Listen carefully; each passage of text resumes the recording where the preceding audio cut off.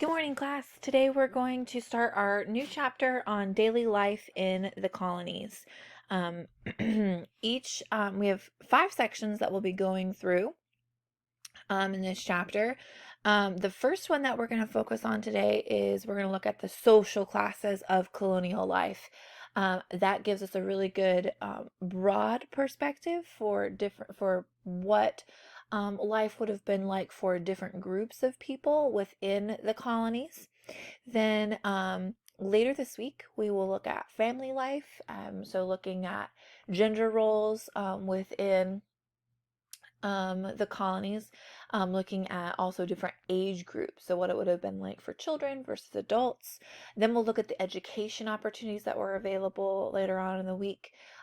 Religion that played a huge role in the colonies, and then the religious movement that took place during this particular time period. But for today, let's focus on social classes, and we're going to be in particularly working on our some reading strategies that will hopefully help you as you are reading this section. So we're going to practice together using a graphic organizer. So I've kind of already set up the template organizer for you. On your paper that you have in front of you, but we're going to be adding to it. You're going to be filling in the circles and shapes and also adding any details that you think as we move through this particular section of reading that you think is important to add for your own study and for your notes. So our main topic, if you'll open up your books to page 53, and your main topic, let's kind of practice some of the things that we've already kind of been working on as far as looking at the main headings for a section, looking at any bold print terms, italicized words, before we even start reading. Okay, so take just a moment and go ahead and do that. Look for any main ideas, anything that kind of stands out to you before we even start reading each paragraph. Okay, so now that you've done that, you probably have noticed what the main topic for the section is, and I kind of already told you in my introduction to the chapter. It's social classes. So that's kind of, like I mentioned before, going to be our main focus and topic for today as we kind of go through the details in this for this particular section. So let's read that first section in your book together as it introduces the social classes, and we'll look at how they introduce that to us. So I will read aloud and you follow along. The core values of equality has reshaped America's views of social class. Today, calling someone an aristocrat or an elite can be an insult. So we look at those first 2 sentences, and I think to myself, what is an aristocrat? That might be a word that you are not familiar with, but we can use some of the context clues if you keep on reading that sentence, or they call it an elite. Kind of tells us what an aristocrat is. It's an elite person. And if we keep on reading, often those in the upper class dress down and speak informally to gain approval in an election or in show business. So that tells us right there, based on the context, that an aristocrat or an elite is an upper class person. In today's era of mass media, calling something high culture causes many Americans to avoid it. But in the colonies, so this whole first paragraph is telling us about like our culture today, but now they're about to contrast it with the colonies. But in the colonies, social class was viewed differently. Those in the upper class were seen as the custodians of culture. So being in the upper class was considered a good thing, a respectable thing. Their role in society was to prevent the culture from degenerating and to elevate the tastes of lower classes. In such a society, those in the upper class, as well as authority figures like elected officials and pastors, were given special respect. Okay, so this kind of gives us a brief look at um, what we're getting into in this particular section of reading. So you should have already done this, but what are the three social classes? Because if you look at this text, the three social classes are in bold for us of each heading. Yes, you have the upper class, the middle class, and the lower class that are outlined there for you in this section of reading. So let's look together at the upper class first. Okay, and we'll read through the first couple paragraphs together and add any necessary details to your graphic organizer. Okay, so just because I don't necessarily have anything up like details or extras off on the screen doesn't mean that you cannot on your own paper add an arrow and your own circle or rectangle or triangle or square or whatever shape you decide to add any details about the upper class that you might deem pertinent. And we'll talk about how we can deem those things important as we read. So all three colonial regions had upper class made up of aristocrats. So aristocrats there is in bold, and we kind of already defined it earlier in the introduction. An aristocrat is someone who is just going to be part of the upper class. So you might even underneath upper class just put aristocrat because it's another word for upper class. So let's look at how they describe these upper class people. These people had refined tastes and manners. In New England, upper class generally included merchants, traders, and clergymen.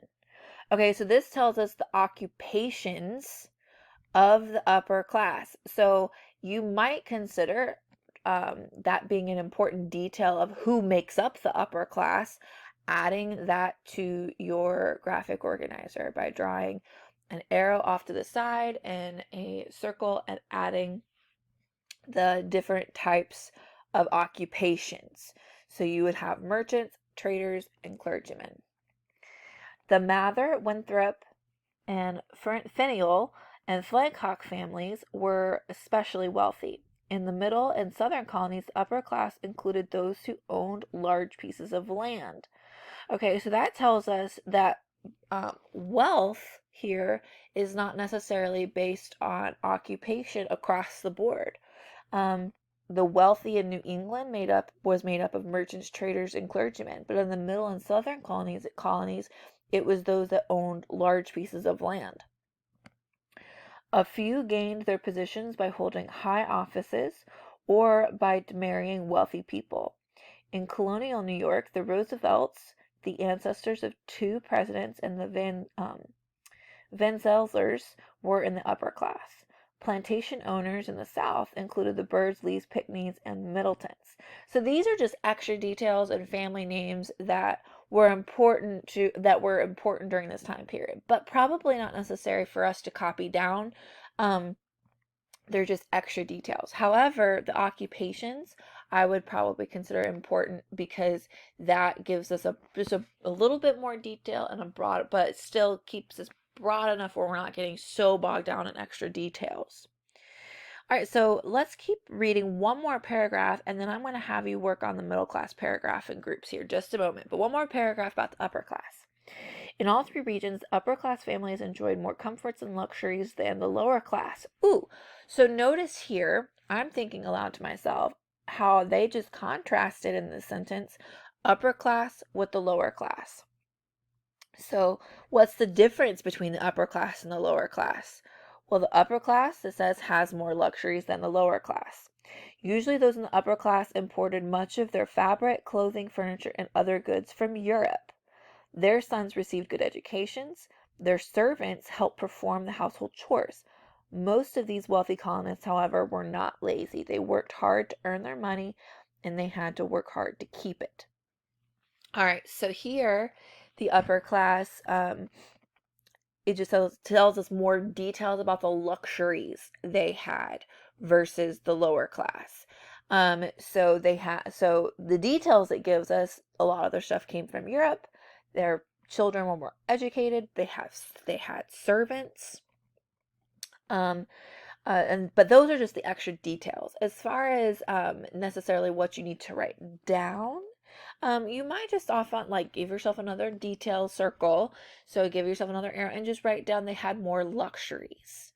Um, in more luxuries than the lower class, and not necessarily write down all the different types of luxuries they had, but just that they had different luxuries. All right, so in groups, go ahead and read the middle class paragraph and see if there's any extra details that you think might be important to add to your graphic organizer. Okay, so let's get back together from your groups that I've assigned you. What were some of the details that you thought were important to add to your middle class graphic part of your graphic organizer? Maybe you considered the occupations, because we already talked about occupations with upper class, so this helps you kind of contrast the occupations that would have been part of the middle class. So you might have written down small farmers, clergymen, shopkeepers, ship captains, carpenters, and blacksmiths. You may not have written all those down, but you wrote a few down. And then maybe you even wrote that they were considered the core of colonial society, because these are your everyday working class people. Another thing you could have possibly written down was that they are mainly your farmers. You had other things as well, but this paragraph talks a lot about farming, and how it plays a pretty big role in the middle class, as well as one thing that like you might have considered also writing down is that unlike the upper class, you really can't go up past the upper, like once you're in the upper class, there's really nowhere else to go. But in the middle class, it was very easy for them to move up and down the social ladder based on how successful their business or farming was. Um, and then notice they also contrasted in this paragraph the difference between upper class and middle class. What was the difference? Yes, the difference was that they had fewer luxuries than the upper class did. All right, so on your own, I'd like you to read the section on the lower classes and fill in. I've left for you two circles, so two different groups within the lower class, and then there's also one of those groups also has two different types within that group. So I'd like you to work on that, reading that section by yourself, filling in those sections in your graphic organizer, and then also any extra details that you think are necessary for your understanding of this section of reading. Okay, so you should have finished reading the section, and let's go ahead and go through some of this together. So the first group that you should have had would have been within the lower class were your servants, and there were two different types: the redemptioners and the indentured. So what's the difference? So the redemptioners, yes, all were usually came from continental Europe and brought their families and possessions, but they couldn't pay the whole amount to get to for their passage. So they often hoped to be able to get a relative or perhaps a sponsor or friend that would pay the remaining fees when they got there. Or this is why they're called redemptioners. They would perhaps find a wealthy colonist who would need some sort of service done by them. So that wealthy colonist would pay the remaining amount, and then then they would work for that colonist to pay the remaining amount, and then they would be able to move on and do whatever their occupation was in the new world. So that's why they were called redemptioners. They needed someone to redeem their debt and pay it back for them. And then you had your indentured servants. They would basically get their passage in Europe in exchange for agreeing to, at the beginning, to serve for a very specific amount of time, 4 to 7 years, for labor. And usually these were single men, 18 to 30 years old, but a few women did serve as well. And you might, for just detail's sake, that you could have added, you could have just defined, if you so chose, you could have defined the redemptioners and the indentured if you cared to. You also could have, under indentured, mentioned the amount of time that they could have served. You also could have mentioned their freedom dues, which was what they received when they were freed from their indentured service. Now, and the last group that you would have definitely written down in a circle would have been slaves. So some details that you could have also written down about slavery as a social class. You could have written something about that the lower classes have very few rights, but slaves had absolutely none. And so this would might have been something that you wrote down. Obviously, this was going to be primarily Black people from Africa that were enslaved. So you could have written something like that down. You also could have written something similar to, in comparison to all the other social classes, like I had mentioned, middle class could move up and down the social ladder. Servants, other people in the lower class, poorer people in the lower class could have also moved up and down the ladder, but slaves, a social ladder, but slaves could not move up and down the social ladder. Um, most slaves, you could also have written down some things down about like their work hours or what their life would have looked like, as far because we talked about occupations for the others, but obviously slaves in a sense is what they worked all the time, at least as far as that was concerned. So they would have worked 5.5 days a week, 15 to 16 hours in the summer, 14 during the rest hours during the rest of the year.